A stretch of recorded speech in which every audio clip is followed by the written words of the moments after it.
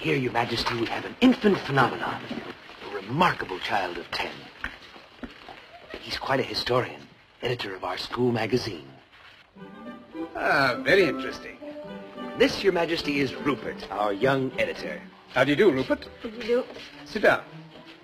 And what's that you're reading? Karl Marx. Surely you're not a communist. Do I have to be a communist to read Karl Marx? Rupert. That's a valid answer. Well, if you're not a communist, what are you? Nothing. Nothing? I dislike all forms of government. But somebody must rule. And I don't like the word rule. Well, if we don't like the word rule, let's call it leadership. Leadership in government is political power, and political power is an official form of antagonizing the people. What magazine did you say he edits? A commentary on current events. Pardon me, Majesty. But, my dear young man, politics are necessary. Politics are rules imposed upon the people. In this country, rules are not imposed. They are the wish of all free citizens. Travel around a bit, then you'll see how free they are.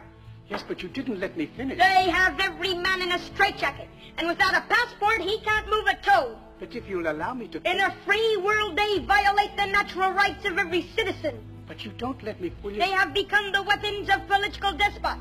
Yes, but may I... And if you don't think as they think, you're deprived of your passport. Will you allow me to leave a country is like breaking out of jail. Yes, and to enter a country is like going through the eye of a needle. But am I free to travel? Of course you're free to travel. Only with a passport. Will you allow me to say something? Only with a passport. Do animals need passports? Have you finished? It's in Congress that in this atomic age of speed, we are shut in and shut out by passports. If you'll shut up and let somebody else talk... And free speech, does that exist? No, you've got it all. And free enterprise? We were talking of passports. Today it's all monopoly. All right. Now will you... Can I go into the automobile business and compete with the auto trust? If I can get in a word... Not a chance. Can I go into the grocery business and compete with the chain stores? Will you shut up? Not a chance. Monopoly is the menace of free enterprise. As I look back 60 years ago... Where were you 60 years ago? He was a glint in his great-grandfather's eye. Very well now. Have you finished? Now let me say something. Let me tell you how wrong you are. In the first place...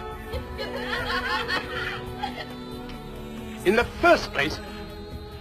Now I've forgotten what I wanted to say. And the atomic bomb. Ah. It's a crime that when the world cries for atomic energy, you want to make atomic bombs. Me? I'm against atomic bombs. You want to wipe out civilization, destroy all life on this planet. You still think you're living in the night? I lost my throne because I didn't want atomic bombs. You and your kind think that atomic bombs can solve your problem. Listen, you little rat. Today, man has too much power. The Roman Empire collapsed with the assassination of Caesar. And why? Because of too much power. Feudalism blew up with the French Revolution. And why? Because of too much power. And today, the whole world will blow up. And why? Because of too much power. The monopoly of power is a menace to freedom. It degrades and victimizes every individual. And where is the individual? I don't know. Lost in terror, because he is made to hate instead of love. If civilization is to survive, we must combat power until the dignity and peace of man are restored.